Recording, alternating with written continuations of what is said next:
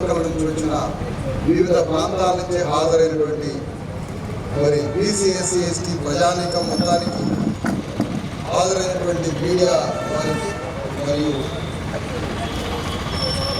సభలో పాల్గొంటున్న కాలినడక బృంద సభ్యులకు అందరికీ జై భీమ్, జై భారత రాజ్యాంగం. అందరికీ నమస్కారం.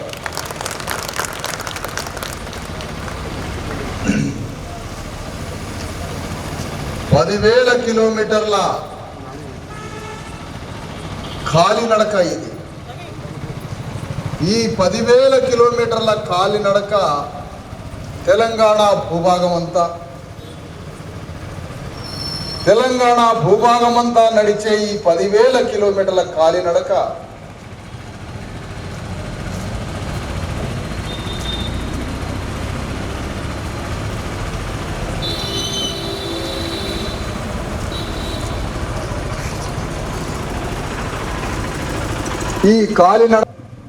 మన రాజ్యం.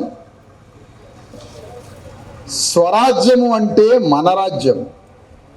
మన రాజ్యము అంటే తెలంగాణలో బతుకుతున్న 3 కోట్ల మంది బీసీ ఎస్సీ ఎస్టీ మైనారిటీల తమకై తాము ఏర్పాటు చేసుకునే స్వరాజ్యం. ఆ స్వరాజ్యాన్ని ఏర్పాటు చేసుకునే చైతన్యాన్ని అందించడానికి, స్వరాజ్య స్థాపన కోసం 2000 సంవత్సరాల నుంచి రాజ్యకాంక్ష లేని ప్రజలు, జీవితం అంటే ఏంటో తెలియని ప్రజలు, బ్రతుకంటే ఏంటో తెలియని ప్రజలకి, తాము బానిసలుగా ఉన్నామన్న సంగతి కూడా తెలియని ప్రజలకి, అయ్యా మీరే ఒక రాజ్యాన్ని నిర్మాణం చేసుకునే సమస్త ఆయుధాలు భారత రాజ్యాంగంలో ఉన్నాయి, ఆ ఆయుధాలతో మీరే మనమే మన స్వరాజ్యాన్ని ఏర్పాటు చేసుకోవచ్చు. అంత పెద్ద ఆయుధాలని భారత రాజ్యాంగ పొదిలో అవి మనందరికీ ఇచ్చిపోయాడు భారత రాజ్యాంగ నిర్మాత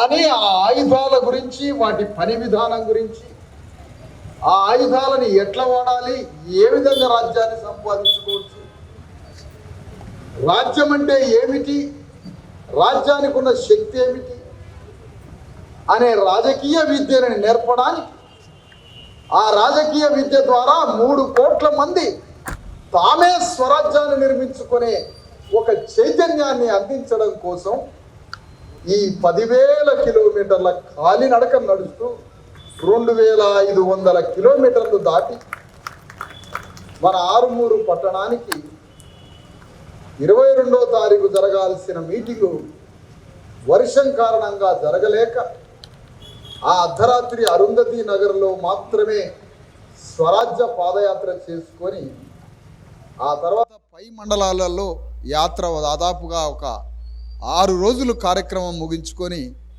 నిజామాబాద్ జిల్లాలో నిరాటంకంగా సాగుతున్న 40 రోజుల స్వరాజ్య పాదయాత్ర ముగింపు సభగా ఈరోజు ఆర్మూరు పట్టణంలో చేసుకోవడం జరుగుతుంది.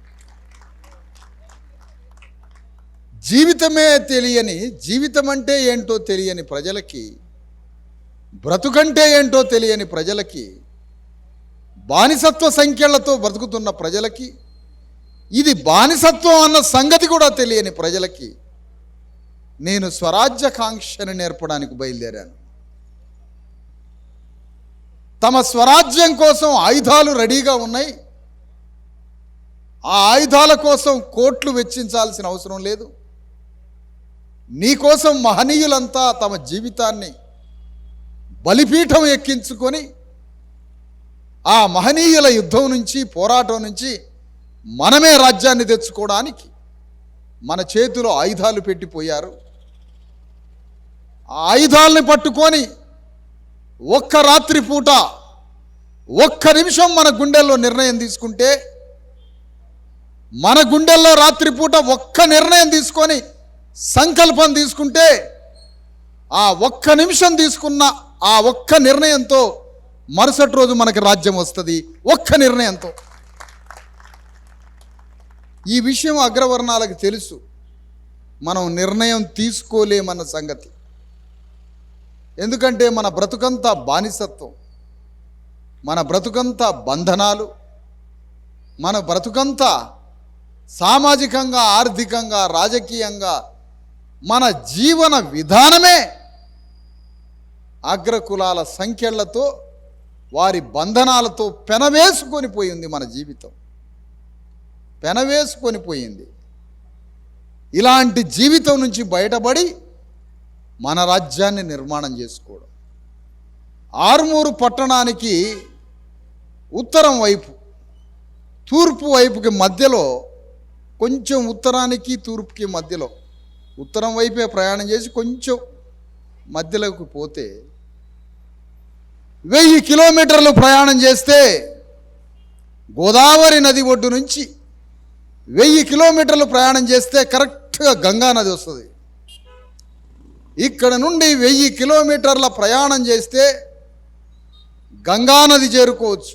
50 రోజులు నడిస్తే 20 కిలోమీటర్లు, రోజుకి 20 కిలోమీటర్ల చొప్పున 50 రోజులు నడిస్తే కరెక్ట్ గంగానది ఒడ్డు ముందు ఉంటావు, వారణాసి దగ్గర ఉంటావు. అలహాబాద్ దాటుకొని వారణాసి దగ్గర ఉంటావు. ఆ ప్రాంతం అంతా, ఆ గంగానది పరివాహక ప్రాంతం అంతా నేడు ప్రతి కులము, నిషాదులని ఒక కులం ఉంది. ఉత్తరప్రదేశ్లో 12 లక్షల జనాభా వారిది. నిషాదులు వారు, అంటరాని వారుగా, అడవి ప్రాంతంలో నివసించే వారుగా నిషాదులు అనే కులం ఉంది. ఆ నిషాదులు అనే కులం 12 లక్షల మంది ఒక్కటై ఈ రాజ్యంలో మా వాటా ఏంటి అని నిషాదుల పోరాటం జరుగుతున్నది గంగానది ఒడ్డున. అదే గంగానది ఒడ్డున బీహార్లో, ఉత్తరప్రదేశ్లో కుర్మీలు, యాదవులు ఈ రాజ్యంలో మా వాటా సంగతి ఏంటి అని వారు ప్రశ్నించి రాజకీయ వేదికలను ఏర్పాటు చేసి ఈ రాజ్యంలో మా వాటా సంగతి ఏంటని కుర్మీ కులస్తులు, యాదవులు ప్రశ్నిస్తున్నారు అక్కడ. అదే గంగానది ఒడ్డున ముస్లింలు, బీసీలు, అంటరాని ఎస్సీలు, అనేక కులాలు వారు విడివిడిగా కొంతమంది, సమాఖ్యగా కొంతమంది ఈ రాజ్యంలో మా వాటా సంగతి ఏంటని రాజ్యాలపై దండెత్తి తమ రాజ్యాధికారం కోసం పట్టు విడమని మహాసంగ్రామం జరుగుతుంది గంగానది ఒడ్డున. 1000 కిలోమీటర్ల దూరం పోతే గంగానది ఒడ్డున జరిగే పోరాటం గోదావరి ఒడ్డున ఎందుకు జరగట్లేదని అడగడానికి వచ్చాను నేను ఇక్కడికి. నిజామాబాద్ జిల్లా అంటే స్వాతంత్రం వచ్చిన దగ్గర నుంచి ఇది పక్కా, ఇది పచ్చి, ఇది పక్కా రెడ్ల ఆధిపత్యంలో ఉన్న జిల్లా నిజామాబాద్ జిల్లా. గ్రామ స్థాయి నుంచి నిజామాబాద్ వరకు, ఒక గ్రామం నుంచి నిజామాబాద్ జిల్లా మొత్తం, ఉమ్మడి నిజామాబాద్ జిల్లా నుంచి మొత్తం భూభాగం, రాజకీయం, సంస్కృతి, ఆర్థికం, భూమి, సంపద, రాజకీయం ఒక్క రెడ్డి కులం చేతిలో మాత్రమే ఉంది.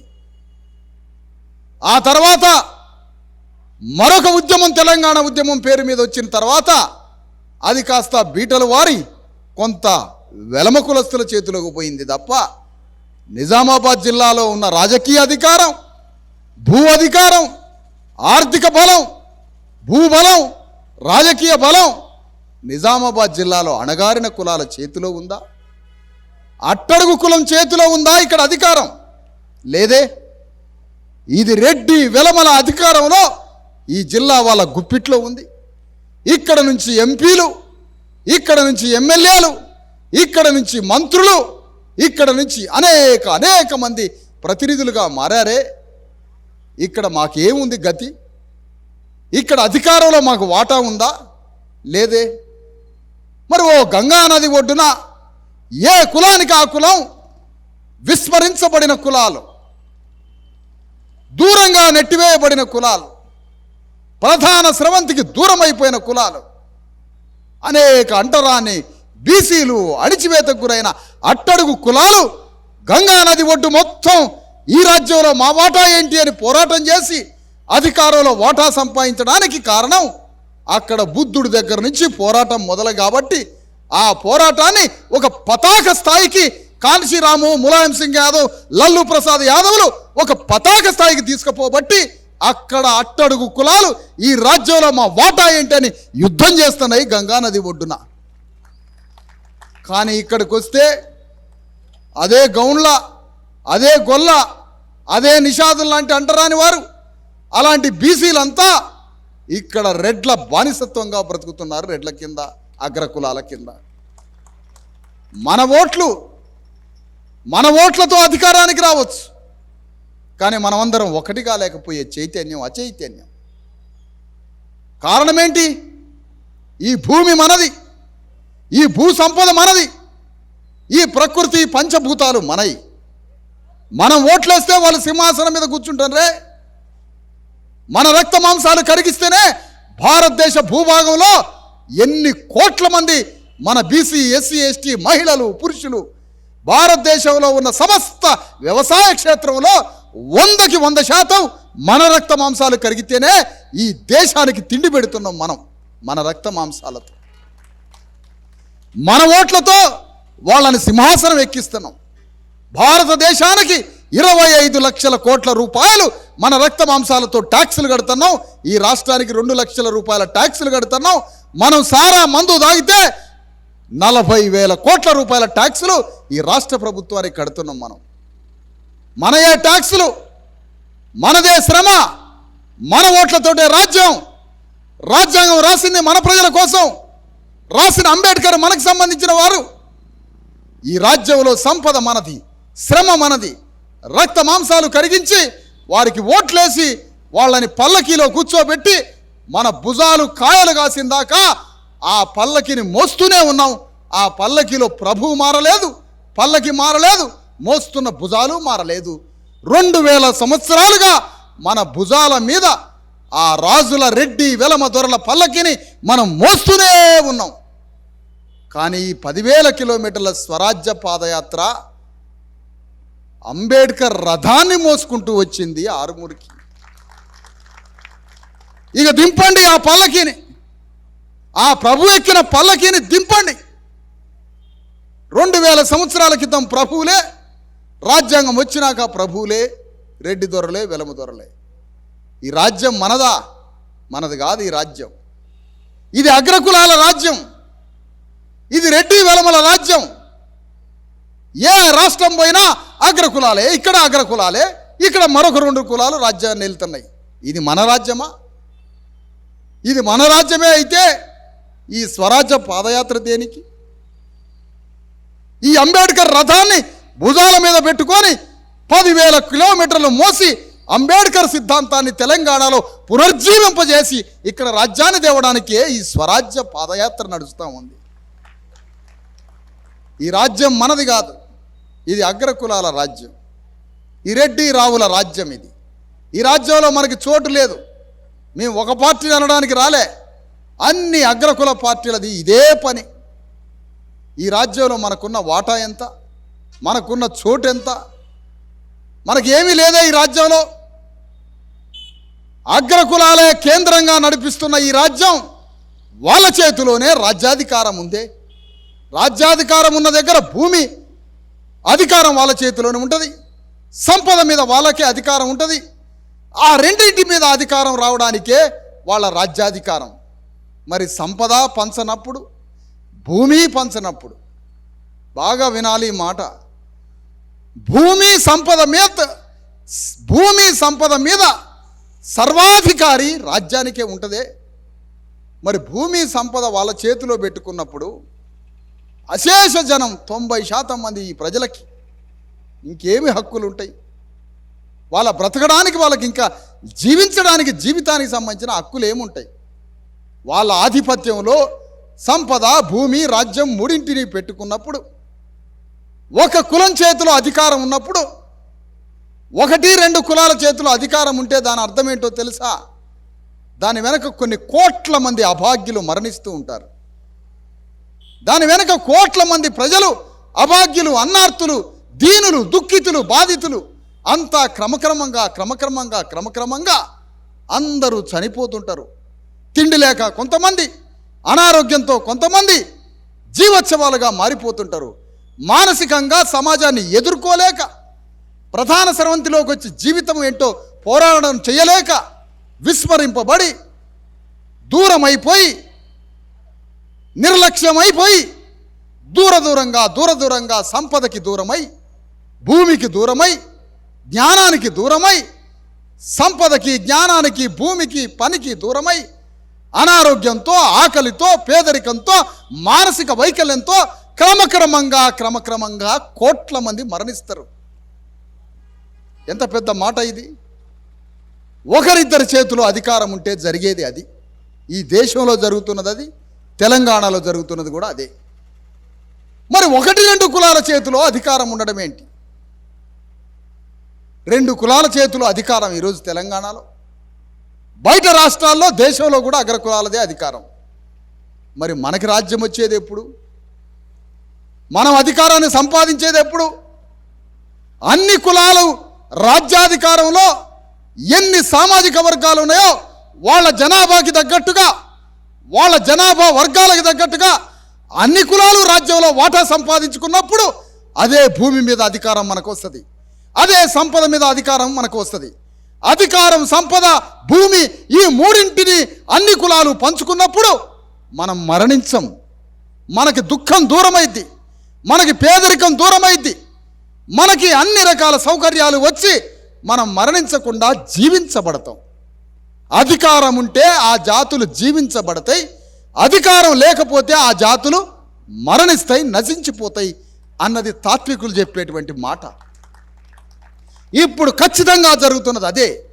మన మీద దాడులకి ఎందుకు? ఒక మనిషి వెలుగులో లేక, ఒక మనిషికి నిర్లక్ష్యం కాబడి, ఒక మనిషి ప్రధాన స్రవంతి నుంచి దూరంగా నెట్టివేయబడి, విస్మరణకి గురైపోయి, నిర్లక్ష్యానికి గురైపోయి, భూమికి, రాజ్యానికి, సంపదకి, మానవ జీవన స్రవంతికి దూరం అయిపోయినప్పుడు వాళ్ళ మీద దాడులు జరుగుతాయి. భూమికి, సంపదకి దూరం అయిపోతారు, క్రమంగా మరణిస్తారు. ఈ మరణానికి కారకుడు ఎవరో అర్థం కాదు మనకి. ఎవరు చంపారో మనం చెప్పలేము. ఒక మనిషి 10,000 రూపాయలు లేక వైద్యానికి, 10,000 రూపాయలు లేక మరణిస్తాడు. ఒక వ్యక్తి సరైన పని లేక మరణిస్తాడు. ఒక వ్యక్తి చదువుకున్నంత చదువుకు తగ్గ పని లేక అతను మరణిస్తాడు. ఈ మరణానికి ఎవరు కారణమని చెప్పగలం? చనిపోయిండని ఉంటాను, అక్కడికి వస్తున్నాం మనం. కానీ ఈ అధికారంలో మనందరికీ వాటా లేకుండా చేసి, ఈ భూమి మీద మనందరికీ వాటా లేకుండా చేసి, ఈ సంపదలో మనందరికీ వాటా లేకుండా చేసిన అగ్రకులాలే మన మరణాలకి హంతకులు అని ఈ వేదిక మీద నుంచి చెబుతున్నాను నేను. వారే హంతకులు, వారి వలనే మనం మరణిస్తున్నాం. లేదంటే ఈ భూమిలో మాకు వాటా ఎందుకు లేదు? ఈ సంపదలో మాకు వాటా ఎందుకు లేదు? రాజ్యాధికారంలో మా మొత్తం వర్గాలకి అధికార వాటా ఎందుకు లేదు? అది ఉన్నట్టయితే మా కన్నిటికి పరిష్కారం ఆ చట్టసభల్లో ఎత్తుక్కునే వాళ్ళం. కానీ లేదు కదా. ఈ జిల్లాలో ఒక్కొక్క నియోజకవర్గంలో 2,90,000, 2,50,000, 3 లక్షలు, 2,20,000 ఓట్లు ఉన్నాయి కదా.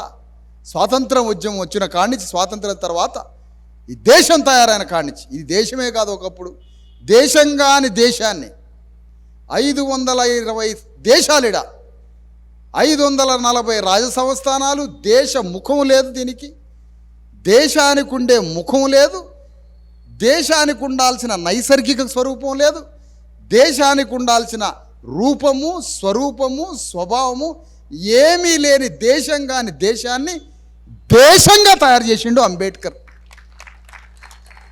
దేశంగా తయారు చేసిండు అంబేద్కర్.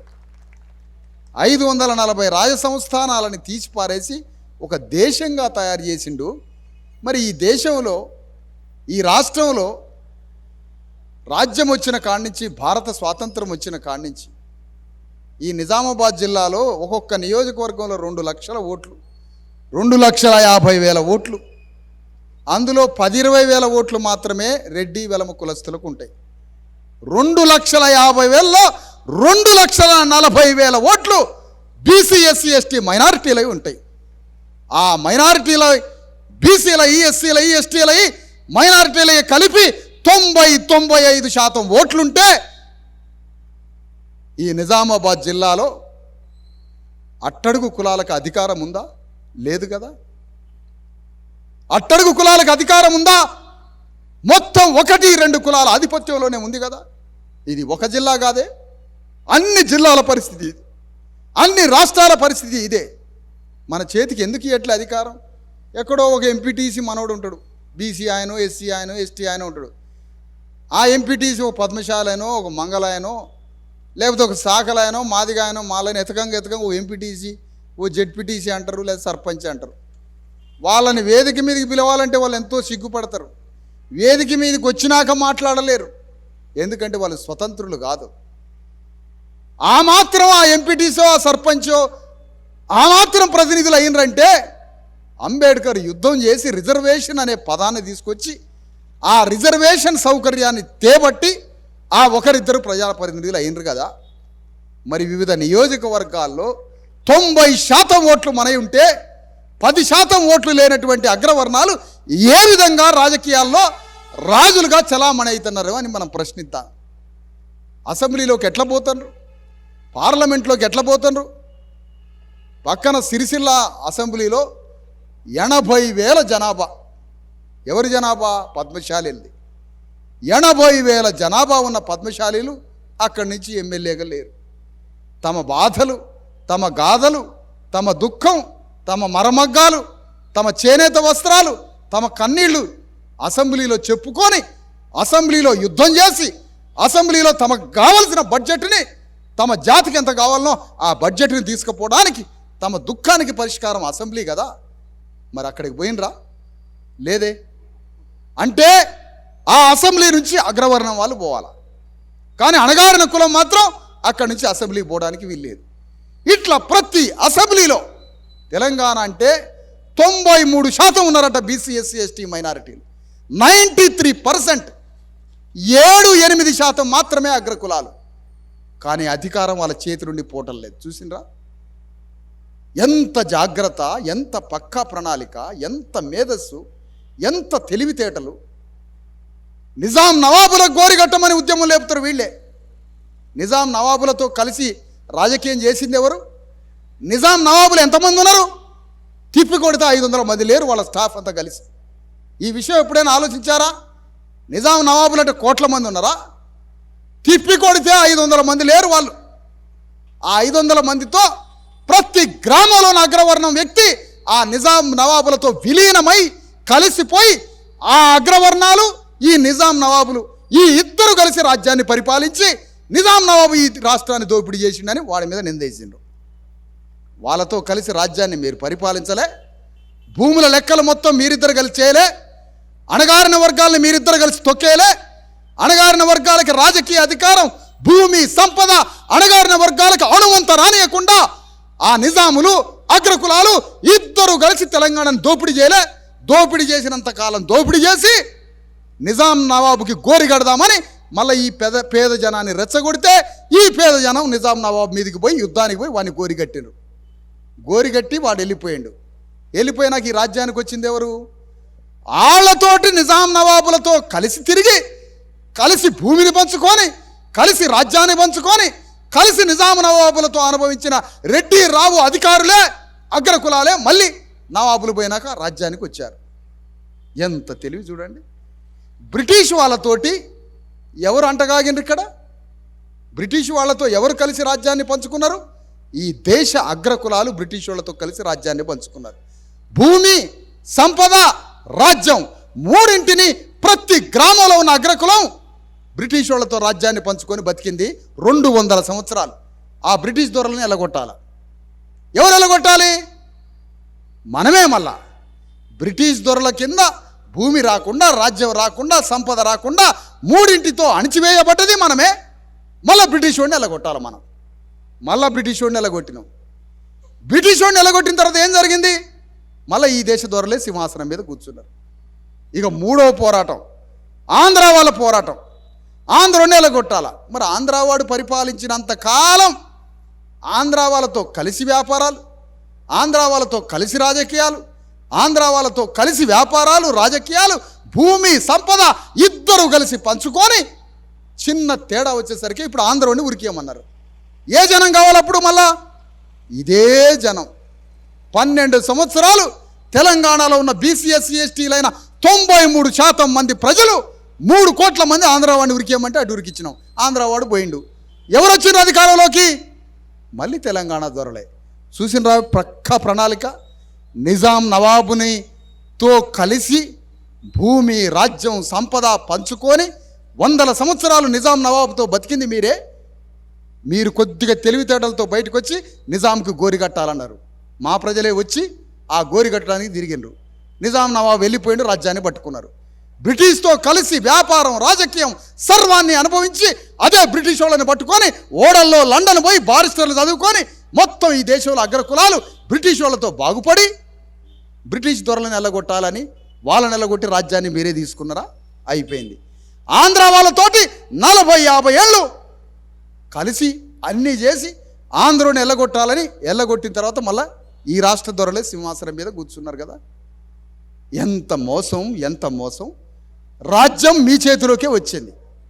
అంటే కమ్యూనిస్టుల పేరు మీద, నక్సలైట్ల పేరు మీద, తెలంగాణ ఉద్యమం పేరు మీద, నిజాం నవాబుల పోరాటం పేరు మీద, బ్రిటిష్ వాళ్ళ పేరు మీద, కాంగ్రెస్ జాతీయోద్యమం పేరు మీద, తెలుగుదేశం ఆత్మగౌరవం పేరు మీద, అన్ని పార్టీల పేరు మీద, తెలంగాణ ఆత్మగౌరవం పేరు మీద, అన్ని పేర్ల మీద మీరే రాజ్యానికి వస్తూ ఉంటారు దొరలంతా. ఇంత పెద్ద మోసాన్ని, ఇంత పెద్ద కుట్రని స్వరాజ్య పాదయాత్ర గమనించి ఆ కుట్రని చీల్చి చెల్లటానికే 10,000 కిలోమీటర్ల యాత్ర చేస్తా ఉన్నాం. దొరలేనా? ఇన్ని ఉద్యమాలు మాతో చేయించి మళ్ళీ దొరలేనా సింహాసనం మీద కూర్చొని? ఒక దొర దింపడానికి ఎన్ని లక్షల మంది మేము బలి కావాలా? ఒక దొరని ఎక్కించడానికి సింహాసనం మీద ఎన్ని లక్షల కోట్ల మంది మేము బలి కావాలా? మరి ఏ ఒక్క ఉద్యమమైనా వచ్చి మీరే ఈ రాజ్యాన్ని ఏలుకోండి అని మనకు ఒక్కడన్నా చెప్పిండా? ఈ రాజ్యాన్ని మీరే ఏలుకోండి అని ఒక్కడన్నా చెప్పిండా? ఒక ఉద్యమం అన్నా లేదే. అందుకనే మీ కుట్రలు, మీ కుతంత్రాలు, మీ ప్రణాళికలు అన్నీ గమనించి భారత రాజ్యాంగ ఆయుధాలతో అంబేద్కర్ ఉద్యమానికి ప్రాణం పోసి తెలంగాణలో ఈ దేశంలో అధికారంలోకి రావడానికే డిఎస్పి ఉద్యమం 10,000 కిలోమీటర్ల స్వరాజ్య పాదయాత్ర తీసుకొని మీ దగ్గరకు వచ్చింది. మేము విస్మరించబడాలా? మేము నిర్లక్ష్యానికి మా ప్రజల కోసం ఎవరు ముందుకు రారా? రాజ్యం మాకు రావాలని ఎవరూ మాట్లాడరా? ఏ ఒక్క చిన్న ఎమ్మెల్యే పార్టీ కూడా మాట్లాడదా మేము అధికారంలోకి రావాలని? ఒక కమ్యూనిస్టు పార్టీ, పెద్ద కమ్యూనిస్టు పార్టీలు మాట్లాడరు, చిన్న ఎమ్మెల్యే పార్టీలు మాట్లాడరు, తెలుగుదేశం పార్టీ మాట్లాడదు, కాంగ్రెస్ పార్టీ మాట్లాడదు, తెలంగాణ ఉద్యమం మాట్లాడదు, జనతా పార్టీ మాట్లాడదు, సాయుధ పోరాటం పేరు మీద చేసే నిజాం నవాబుల మీద పోరాటాలు మాట్లాడవు, తెలంగాణ ఉద్యమం మాట్లాడదు, బ్రిటిష్ దొరల మీద చేసే జాతీయోద్యమం మాట్లాడదు. మరి మేము రాజ్యానికి రావాలని ఎవరు మాట్లాడాలి? మేమే మాట్లాడుకుంటున్నాం. లాస్ట్కి మాకు మేమే వచ్చి, ఎవరు మాట్లాడలే, మాకు మేమే వచ్చి కూర్చొని మాట్లాడుతున్నారే. రాజ్యాంగంలో ఎన్ని ఆయుధాలు ఉన్నాయి, ఎన్ని ఆయుధాలు ఇచ్చిపోయిండో ఆ తండ్రి అంబేద్కర్ 100 ఏళ్ల క్రితం. ఇప్పుడు మనం రేషన్ కార్డులు అడుక్కుంటున్నాం, ఇప్పుడు రేషన్ కార్డులు అడుక్కుంటున్నాం, ఈరోజు మనం పింఛన్లు అడుక్కుంటున్నాం, ఈరోజు సర్వం అడుక్కుంటున్నాం. కానీ 100 సంవత్సరాల క్రితం అంబేద్కర్ ఈ రాజ్యంలో మా వాటా సంగతి ఏంటని 100 ఏళ్ల క్రితం పోరాటం చేసిండు అంబేద్కర్.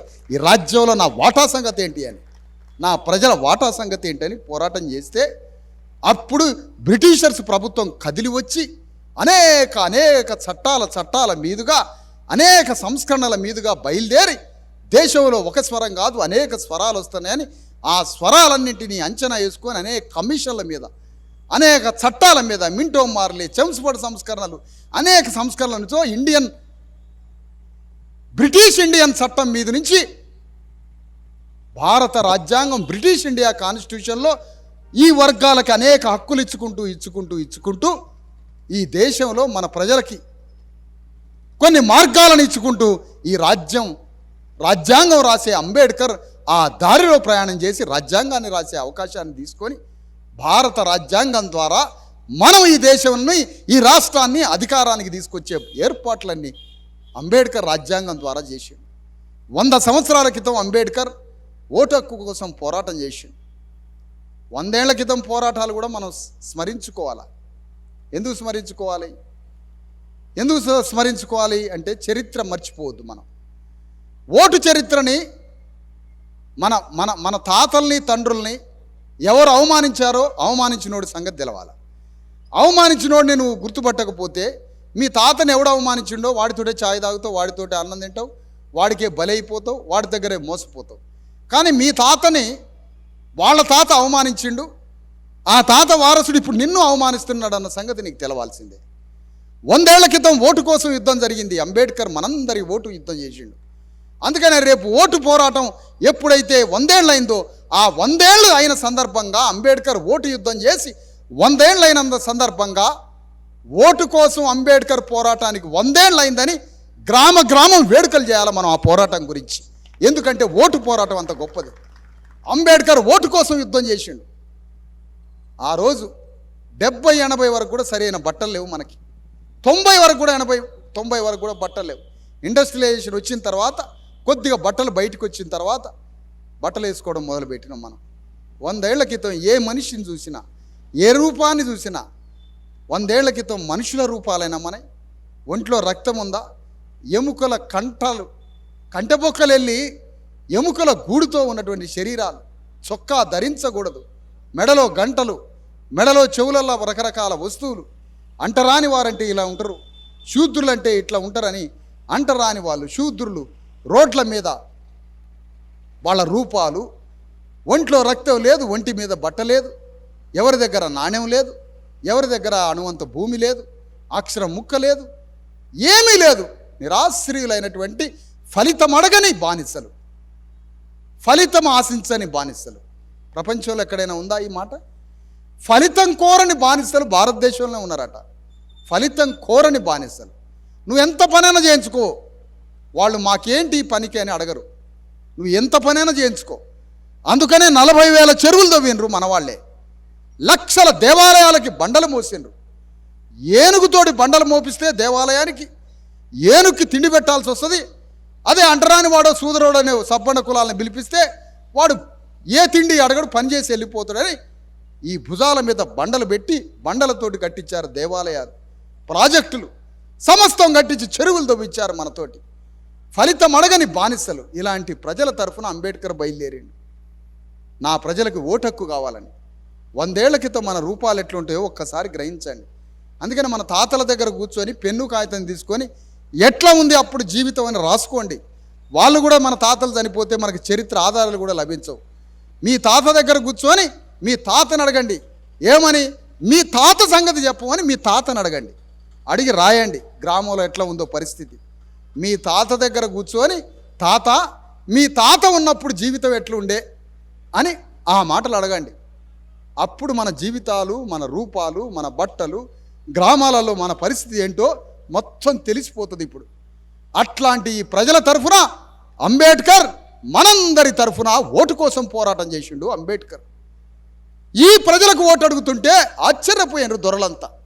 వానికి ఒంటి మీద బట్టలే లేవు, అంగుళం భూమి లేదు, వానికి చదువు లేదు, ఆ శాఖలోని మంగళోడికి ఓటు అడుగుతున్నామేంది అంబేద్కర్ అని సమస్త అట్టడుగు కులాలకి ఓటు రాకుండా అదే గ్రామంలో ఉన్నటువంటి దొరలు వారి పని ఏం చేస్తారు? అప్పటికి ఒక పక్కనేమో బ్రిటిష్ వాళ్ళ దగ్గర మేము అవమానానికి గురవుతున్నాం, బ్రిటిష్ వాళ్ళ చేతిలో మేము అవమానాలకు గురవుతున్నాం, ఈ దేశం విడిచిపెట్టిపోవాలి బ్రిటిష్ వాళ్ళు అని బ్రిటిష్ వాళ్ళ మీద ఊరిలో ఉన్న దొర పోరాటం చేస్తూ ఉంటాడు.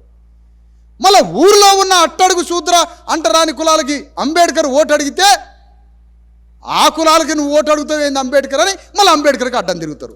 నీ మీద ఉన్న దొర మీద, బ్రిటిష్ దొర మీదనేమో నువ్వు యుద్ధం చేస్తావు, నీ కాలేమో మా తలల మీద పెడతావు. అంబేద్కర్ అడిగింది అదే.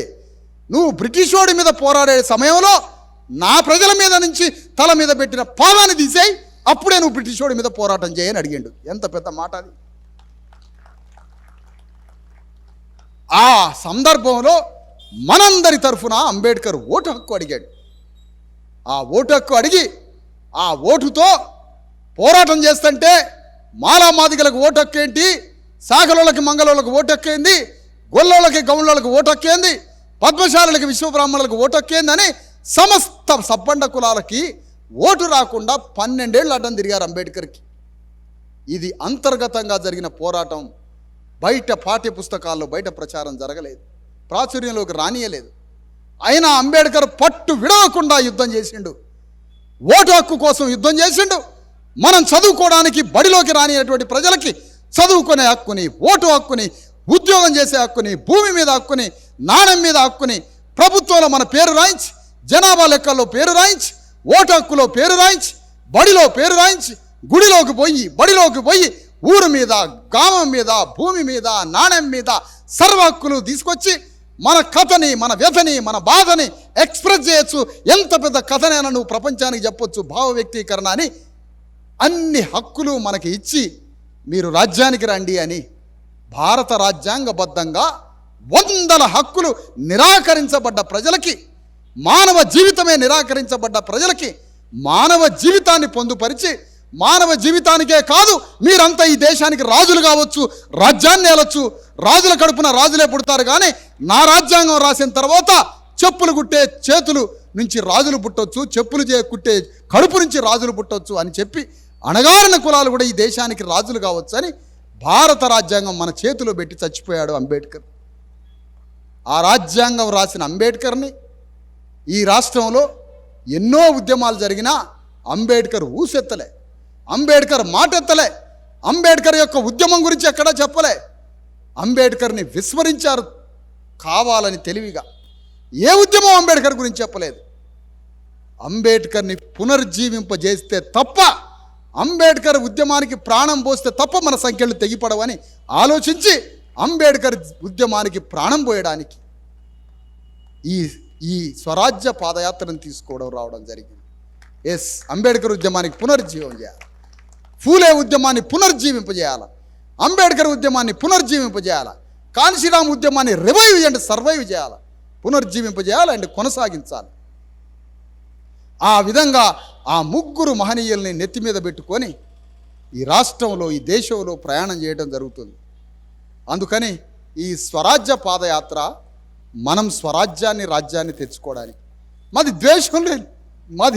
ద్వేషం లేని ప్రతిఘటన, మాది ద్వేషం లేని ఉద్యమం. విద్వేషము, ద్వేషము, హింసకి మా దగ్గర తావులేదు. మేము అంబేద్కర్ వారసులం, శాంతి ప్రదాతలం. మా దగ్గర ద్వేషం లేదు, విద్వేషం అంతకన్నా లేదు, హింస అంతకన్నా లేదు. మేము హృదయాన్ని ఆర్గనైజ్ చేస్తాం, మనసుని దోచుకుంటాం, మనిషిని నిర్మిస్తాం మేము. అందుకనే ఈ అంబేద్కర్ ఉద్యమం ద్వారా ప్రయాణమవుతున్న మేము ఏ కులం మీద ద్వేషం కక్కటలే. మేము అయ్యా భూమి, సంపద, రాజ్యం రెండు కులాల చేతిలో ఉండడం ఏంటి అని సింహనాదం చేసుకుంటూ ప్రయాణం చేస్తున్నాం. తెలంగాణ రెడ్డి రావుల చేతిలో ఈ భూమి, సంపద, రాజ్యం కేవలం రెండు కులాల చేతిలో ఉండి 1000 కులాల సబ్బండ జాతుల్ని ఎందుకు విస్మరించారు? మీరు దోషులు, మీరు నిందితులు అని వాళ్ళని దోషులుగా తెలంగాణ మొత్తం ప్రకటించడానికి స్వరాజ్య పాదయాత్ర బయలుదేరింది. దోషులు కాదా మీరు? 2,50,000 ఓట్లు బీసీ, ఎస్సీ, ఎస్టీలై ఉంటే 5-10 వేలు లేని వారు 70 ఏళ్ల నుంచి రాజకీయాలు చేయట్లేదా మీరు? స్వతంత్ర 75 సంవత్సరాల స్వతంత్ర భారతదేశంలో అస్వతంత్రులుగా ఎందుకు బతుకుతున్నాం మేము? మాకు స్వాతంత్రం ఏడొచ్చింది? మాకు స్వతంత్రం వచ్చిందా? స్వాతంత్ర జీవితమేనా మాది? స్వతంత్ర భారతంలో అస్వతంత్ర ప్రజలం మేము. మాకు రాజ్యం లేదు. అందుకని మేము అడుగుతున్నది ఏంటంటే, చిన్న చిన్న బుక్కయ్యగారులని ఒక కులం ఉంటుంది మంచిర్యాల సైడ్, మొత్తం కొడితే కొద్ది మంది లేరు. ఆ బుక్కయ్యగారుల గురించి కూడా మాట్లాడాలని బయలుదేరాను నేను. ప్రతి చిన్న కులం గురించి, అడవిలో విస్మరించబడినటువంటి చిన్న చిన్న కులాలు, గోండుల కన్నా చిన్న కులాలు, విస్మరించబడిన కులాలు, ప్రధాన స్రవంతికి దొరకని కులాలు, చెట్టు మీద జీవిస్తున్న కులాలు, కలెక్టర్ సర్వేలో కూడా దొరకనటువంటి కుల జనాభా గురించి వారి దగ్గరికి పోయి మాట్లాడి వాళ్ళని ప్రేమించి వాళ్ళని ప్రధాన స్రవంతిలో కలపడానికి ప్రతి మానవుడి దగ్గరికి ప్రయాణం చేసేదే ఈ స్వరాజ్య పాదయాత్ర. రాజ్యాంగ కిరణాలని, సూర్యకిరణాలు కూడా పోని దగ్గరికి రాజ్యాంగ కిరణాలను పంపించి ప్రజల్ని చైతన్యం చేసి, అయ్యా ఈ భూమి మనది, ఈ రాజ్యం మనది, ఈ రాజ్యాంగం మనది, అందుకని ఈ రాజ్యాంగంలో మనం ప్రవేశించాలని ప్రతి చిన్న కులం దగ్గరికి, పెద్ద కులం దగ్గరికి పోయి మాట్లాడాలని ఈ స్వరాజ్య పాదయాత్ర. అందుకని మేము అడుగుతున్నాం, కేవలం 2 కులాల చేతిలో మీ అధికారం ఉండడం ఏంటి? ఒక పార్టీ వస్తుంది, ఫలానా రాజుని, దొరని దింపాలని చెప్పేది. కాంగ్రెస్ పార్టీ వచ్చి బ్రిటిష్ దొరలను దింపి మొత్తం రెడ్డి దొరలే సింహాసనం మీద కూర్చున్నారయ్యా. ఆ రెడ్డి దొరలు దిగిపోవాలని ఎన్టీ రామారావు పార్టీ పెట్టి కమ్మ దొరలను ఎక్కించిండు. అది నిజామాబాద్లో మీకు ఆ టేస్ట్ కూడా తెలుసు. నిజామాబాద్తో సహా రాష్ట్రం అంతా కమ్మ దొరలు ఎక్కారు. మళ్ళా కమ్మ దొరలు దిగిపోవాలని మళ్ళా కాంగ్రెస్ పార్టీ రెడ్డి దొరలు వచ్చారు రాజశేఖర రెడ్డి రూపంలో. మళ్ళా రాజశేఖర రెడ్డి రూపంలో వచ్చిన రెడ్డిని దింపాలని తెలంగాణ ఉద్యమం బయలుదేరి మళ్ళా ఈ రెడ్డి దొరలను దింపి మళ్ళా వెలమ దొరలు ఎక్కారు. ఇప్పుడు వెలమ దొరలను దింపి మళ్ళా తెలంగాణ నుంచి వచ్చిన ఈ వెలమ దొరలను దింపి మళ్ళా రెడ్డి దొర రావడానికి మళ్ళా ఒక ఉద్యమం బయలుదేరింది. అంటే ఒక దొరను దింపాలా, ఇంకో దొరను కూర్చోబెట్టాలా? ఇది న్యాయమేనా? ఒక దొరను దింపి ఇంకో దొరను కూర్చోబెట్టడం ఏంటి? ఒక దొర కూర్చొని ఇంకో దొర ఆ దొరను దింపి ఈ దొర కూర్చోవడం ఏంటి? ఇది అన్యాయం కదా. అంటే వివిధ ఉద్యమాల పేరు మీద ఒక దొరను దింపాలి, ఇంకో దొరను కూర్చోబెట్టాలి. ఇది కాదు స్వరాజ్య పాదయాత్ర కోరుకునేది. 75 ఏళ్ల నుంచి, అంతకుముందు 2000 సంవత్సరాల నుంచి ఈ రాజ్యాన్ని ఏలుతున్న దొరలంతా ఒకటే కదా. ఈ దొరలందరినీ తీసుకుపోయి ఆ గోదాట్ల పడేసి ఆ సింహాసనం మీద మన బీసీ ఎస్సీ ఎస్టీలైన 3 కోట్ల మంది ప్రజలు ఆ సింహాసనాన్ని చేజిక్కించుకోవడమే స్వరాజ్య పాదయాత్ర. లేదంటే ఒక దొర దిగిపోవాలట, ఇంకో దొర ఎక్కాలట ఉద్యమాల పేరు మీద. ఇప్పుడు అర్జెంటుగా ఈ దొర దిగిపోవాలా, బాగానే ఉంది, ఓకే, ఈ దొర దిగిపోవాలా, కరెక్టే. మరి ఎవరు రావాలి? రెడ్డి దొర కాసుకొని ఉన్నాడు. సిగ్గు లేకుండా రోడ్ల మీద పడి మా రెడ్డోళ్లే తురుంకాన్లు, మా రెడ్డోళ్ళు తప్ప ఎవ్వడు నాయకత్వం చేసే దమ్ము లేదు, రెడ్డి జాతికే నాయకత్వం ఇచ్చే దమ్ముందని నిస్సిగ్గుగా ఒక పార్టీకి రాష్ట్ర అధ్యక్షుడు రెడ్లకే నాయకత్వం అప్పచెప్పాలని తిరుగుతూ ఉన్నాడు. సిగ్గు లేని ఆ వ్యక్తి ఇప్పుడు ఇతను దింపి అతని సింహాసనం మీద కూర్చుంటాడట. కానీ మా స్వరాజ్య పాదయాత్ర గొంతు లేని మూగజీవులు, మౌన జాతులు, తిండి లేని వాళ్ళు, భూమి లేని వాళ్ళు, దయ అనేది భిక్షులు, పేదవాళ్ళు, దయార్థులు, తిండి లేని వారు, వీళ్ళందరైనటువంటి 3 కోట్ల మంది బీసీ ఎస్సీ ఎస్టీలు వీళ్ళు రాజ్యానికి రావాలని మేము తిరుగుతుంటే రెడ్లు మాత్రమే రాజ్యానికి రావాలని ఒక పార్టీ నాయకుడు తిరుగుతున్నాడు. ఇది న్యాయమా? బహిరంగంగా అడగడం ఇది న్యాయమేనా? ఎవరు రావాలో రాజ్యానికి? మనం కాదా రాజ్యానికి రావాల్సింది? అంటే దీన్ని బట్టి చూస్తే రెడ్లే నాయకులు కావాలని నువ్వు కోరుతున్నావు. అంటే ఇప్పుడు అధికార పార్టీలో ఉన్న రెడ్లందరూ నాయకత్వంలో వాళ్ళని ఉంచాలని నువ్వు కోరుకుంటున్నావు అన్నమాట. అయిపోయి దీని పిక్చర్ అంతా అయిపోయింది. అంటే రేపు నీ పార్టీలో ఉన్న బీసీ వాడిని నువ్వే ఓడిస్తావు అన్నమాట. అంటే వేరే పార్టీ నుంచి రెడ్డి పోటీ చేసి నీ పార్టీ నుంచి బీసీ వాడు పోటీ చేస్తే నీ సైనికుడే నువ్వు నరకబోతున్నావు నిర్ధారణ అయిపోయింది. అర్థమైందా? అయిపోయి. అంటే రెడ్డి రాజ్య స్థాపనకి మీరంతా ఒక్కటవుతారనమాట. అందుకనే మాకు ఏ దొరలు వద్దు, ఇక చాలు మీ రాజ్యం, మీ పరిపాలన మీకు చాలు, మేము ఈ రాజ్యాన్ని పరిపాలించాలి. బీసీలు ఎస్సీలు ఎస్టీలు 90%, 93% ఉన్నటువంటి అణగారిన ప్రజలు రాజ్యకాంక్షని మన ప్రజల్లో తేవడానికి స్వరాజ్య పాదయాత్ర. అందుకనే మన సంస్కృతి, మన సమాజం దీనికోసం సంఘర్షణ పడడానికి ఆ ఉత్తర భారతదేశంలో 1000 కిలోమీటర్ల దూరంలో ఆ గంగానది ఒడ్డున అణగారిన కులాలు ఏ విధంగా రాజ్యం కోసం మొత్తుకుంటారో, రాజ్యం కోసం పోరాటం చేస్తారో ఆ పోరాటం మనకు ఆదర్శం కావాలి. ఆ పోరాటం ద్వారా మనం కూడా రాజ్యానికి వచ్చే కాంక్షని పెంచుకోవాలి. తమిళనాడులో అట్టడుగు కులాలు రాజ్యం కోసం పోరాటం చేసినాయి.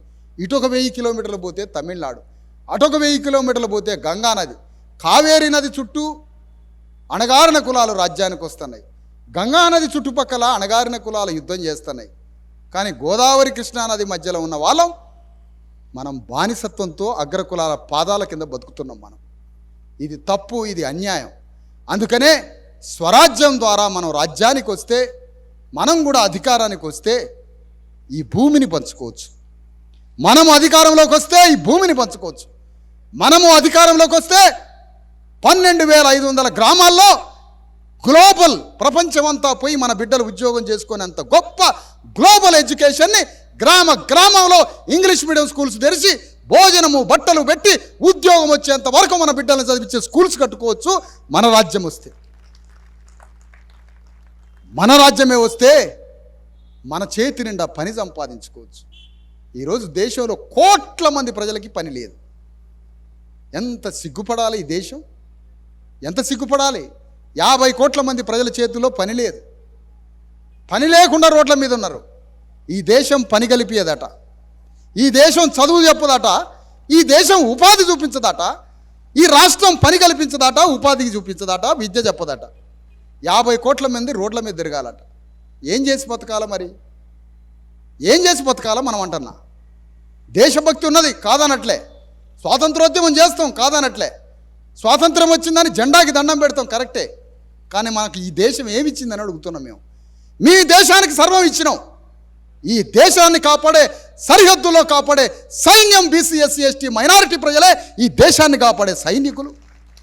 ఈ దేశానికి తిండి పెట్టడంలో రక్త మాంసాలు అర్పితం చేసి దేశానికి తిండి పెట్టేటువంటి కార్మిక సైనికులు.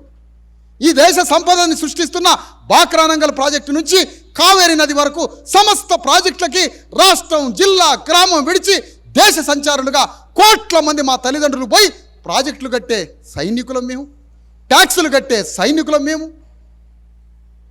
ఇంత చాకిరీ చేస్తున్నాం కదా దేశంలో. లక్షల చెరువులు తవ్వినాం కదా, లక్షల బావులు తవ్వినాం కదా, ప్రతి కట్టడానికి రాయి కొడుతున్నాం కదా. ఇది దాలదా ఈ దేశానికి చేసే సేవ? కానీ ఈ దేశం మాకేమిచ్చిందని అడుగుతున్నాం. మా బిడ్డలకు ఆరోగ్యాన్ని ఇచ్చిందా? లేదే. మా బిడ్డలకు చదువునిచ్చిందా? లేదే.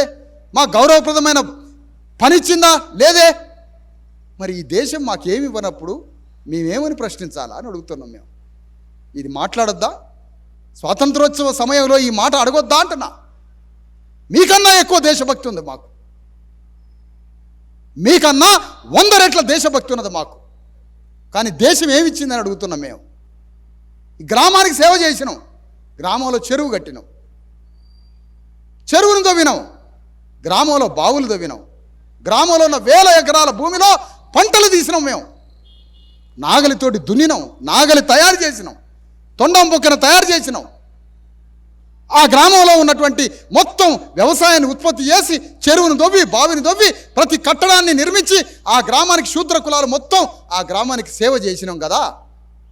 ఆ గ్రామానికి వస్తుంటే, స్వరాజ్యం కోసం నేను వస్తుంటే ఓ చిన్న శిలాఫలకం వేస్తే ఆ గ్రామం అగ్రకులాలు రాడ్లు పెట్టి శిలాఫలకాన్ని పగలగొడతారా?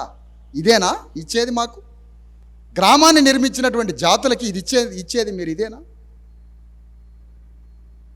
ఇది స్వాతంత్రం అంటారా? దేశానికి మేమేమి ఇచ్చినామో లెక్కలతో సహా చెప్తాం. దేశం మాకేమిచ్చిందో మీరు లెక్కలతో సహా చెప్తారా? లెక్కలతో సహా చెప్తారా మాకు? ఈ రాష్ట్రానికి ఏమి ఇచ్చినామో చెప్తాం, గ్రామానికి మేమేమి ఇచ్చినామో చెప్తాం. మీరేమిచ్చారో చెప్తారా మాకు? చెప్పలేరు. మీ దగ్గర ఏమీ లేదు కాబట్టి ఇప్పటికీ ట్యాక్సులు కడుతూనే ఉన్నాం. ఈ రోజుకి మేము ట్యాక్సులు కడుతూనే ఉన్నాం, లక్షల కోట్ల రూపాయల ట్యాక్సులు. మా ట్యాక్సులతో, మా ఓట్లతో, మా శ్రమతో, మా రక్త మాంసాలతో ఈ దేశం తయారవుతుంది, ఈ రాజ్యం తయారవుతుంది. అందుకనే ఈ రాజ్యం వస్తే మా బిడ్డలకి గొప్ప బడి కట్టుకుంటాం, చేతి నిండా పని కల్పిస్తాం. ఈ రాజ్యమే వస్తే మనందరికీ ఒక దవాఖాన కట్టుకుంటాం. ఎందుకంటే ఈ దేశం మమ్మల్ని పీల్చి పిప్పి చేసి పని చేసుకున్నంత కాలం చేయించుకుంటుంది, అవతల పడేస్తుంది తప్ప మాకు వైద్యం చేయించదు ఈ దేశం. కానీ మేమే రాజ్యానికి వస్తే ప్రతి గ్రామంలో ఒక సూపర్ స్పెషాలిటీ హాస్పిటల్ లాంటిది కట్టి మా ప్రజలకు వైద్యం చేయించుకుంటాం. అది రాజ్యం అంటే. ఉండడానికి ఒక గూడు కట్టుకుంటాం. ఇదంతా అంబేద్కర్ రాసిన రాజ్యాంగబద్ధంగా, దాంట్లో విద్య కోసం, వైద్యం కోసం, ఉపాధి కోసం దీనులు, కార్మికులు, కర్షకులు, మహిళలు, వికలాంగులు, గర్భిణీ స్త్రీలు, పేదలు అందరినీ చూడమని చెప్పిన మహాకన్ని తల్లి ఆ రాజ్యాంగం ఏం చెప్పిందో దాని ప్రకారం ఈ 5ంటిని చేసుకొని గౌరవప్రదమైన, ప్రేమపూర్వకమైన సమాజాన్ని కట్టుకుంటాం రాజ్యం వస్తే. దానికోసమే ఈ స్వరాజ్య పాదయాత్ర. ఎవరి మీద ద్వేషం కాదు. ఒక పార్టీని తిట్టడానికి రావట్లేదు, ఒక కులాన్ని తిట్టడానికి రావట్లే. మీ పార్టీలు, మీ కులాలు, మీ ఇద్దరు, మీ వైఖరి 2 కులాల చేతిలో రాజ్యాన్ని, సంపదని, భూమిని పెట్టడం ఏంటి అని ప్రశ్నించడానికి, మొత్తం భూమిని, రాజ్యాన్ని, సంపదని డెమోక్రటైజ్ చేయడానికి, ప్రజాస్వామీకృతం చేయడానికి, డెమోక్రటైజేషన్ చేయడానికి భూమి ప్రజాస్వామ్యం కావాలి, రాజ్యం ప్రజాస్వామ్యం కావాలి, సంపద డెమోక్రటైజ్ కావాలి. ప్రజాస్వామ్యం అయితే ప్రతి తలకకి పంచుకుంటాం అన్నీ. అదే కదా రాజ్యాంగం యొక్క మూల సూత్రం. టోటల్ ప్రాపర్టీని, వెల్త్ని, రాజ్యాన్ని అన్నిటినీ డెమోక్రటైజ్ చేయమంటుంది కదా రాజ్యాంగం. పేరుకి ప్రజాస్వామ్యం, కానీ ఆచరణలో ఎక్కడ లేదుగా. ప్రజాస్వామ్య దేశంలో 2 కులాల చేతిలో రాజ్యం ఉంటుందా? ప్రజాస్వామ్య దేశంలో 2 కులాల చేతిలో భూమి ఉంటుందా? ప్రజాస్వామ్య దేశంలో 2 కులాల చేతిలో సంపద ఉంటుందా అని అడగడానికి రాజ్యాంగ స్వరాజ్య పాదయాత్ర బయలుదేరింది. అందుకనే మాకు మిగిలింది ఏకైక తల్లి, మమ్మల్ని ఆదరించి మమ్మల్ని బతికించి మాకింత విలువనిచ్చి మా కోసం బతికి ఉన్నది ఏదైనా ఉంటే ఆ భారత రాజ్యాంగం పుస్తకం ఒక్కటే. దాన్ని పట్టుకొని నేను పాదయాత్ర చేస్తున్నా, దాన్ని చేతిలో పట్టుకొని పాదయాత్ర చేస్తున్నాం. అందుకని ఈ స్వరాజ్య పాదయాత్ర గురించి ఆలోచించండి. ఈ పాదయాత్రని గుండెలో పెట్టుకోండి. ఈ పాదయాత్రని కాపాడండి. ఈ పాదయాత్రని ముందుకు కొనసాగించమని కోరుతూ, ఈ దేశంలో ఇప్పటికైనా సామాజిక పరివర్తన మహాప్రయాణం, దీని ద్వారా అందరూ అర్థం చేసుకొని ఈ అట్టడుగు ప్రజల పట్ల, అణగారిన ప్రజల పట్ల మనంతా దేశ స్వాతంత్రోద్యమం ద్వారా బయటికి వెళ్ళినటువంటి భారత రాజ్యాంగం చెప్పిన ప్రియాంబుల్లో ఏ పాఠం అయితే చెప్పిందో ఆ పాఠం మీద ప్రమాణం చేస్తున్న ప్రజాప్రతినిధులారా రాజ్యాంగబద్ధంగా మెలగండి అని కోరుతూ మీ అందరి దగ్గర సెలవు.